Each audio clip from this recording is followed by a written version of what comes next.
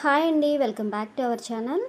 చాలా సింపుల్ ఐటమ్స్తో క్విక్గా అయిపోయే లంచ్ బాక్స్ రెసిపీని అయితే చూపిస్తున్నాను. దీంట్లో మనం గ్రీన్ పీస్ వేస్ట్ చేస్తున్నాం కాబట్టి ఎక్కువ ప్రోటీన్ ఉంటుంది. పిల్లలు కూడా చాలా ఇష్టంగా తింటారండి. సో లేట్ చేయకుండా ప్రాసెస్ అయితే చూద్దాం. దీనికోసం స్టవ్ ఆన్ చేసుకుని పొయ్యి మీద గిన్నె పెట్టుకుని కొద్దిగా ఆయిల్ వేసుకోవాలి. ఆయిల్ హీట్ అయిన తర్వాత మన దగ్గర ఉన్న బిర్యానీ దినుసులు అన్నీ కూడా వేసుకోవాలి. ఇక్కడ నేను ఎలాంటి కొలతలు చెప్పట్లేదండి. సుమారుగా మనం ఇంట్లో వంట రెగ్యులర్గా ఎలా చేసుకుంటామో నేను అలాగే చూపిస్తున్నాను.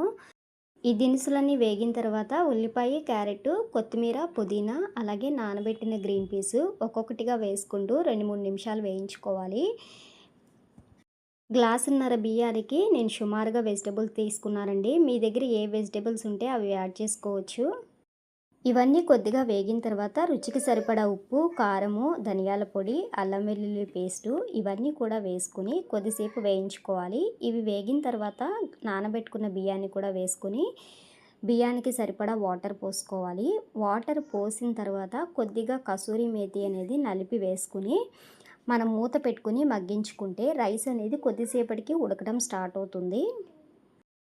ఇలా ఉడుకుతున్నప్పుడు మధ్యలో ఒకసారి మూత ఓపెన్ చేసి మొత్తం అంతా ఒకసారి కలిపేసి మళ్ళీ మూత పెట్టేసేయాలి. కొద్దిసేపటికి రైస్ అంతా కూడా ఇలా చక్కగా ఉడికిపోతుంది. ఇప్పుడు దీంట్లో ఒక 2 స్పూన్స్ నెయ్యి వేసి మళ్ళీ మూత పెట్టేసి ఒక 2-3 నిమిషాలు మగ్గించిన తర్వాత స్టవ్ ఆఫ్ చేసేయాలండి.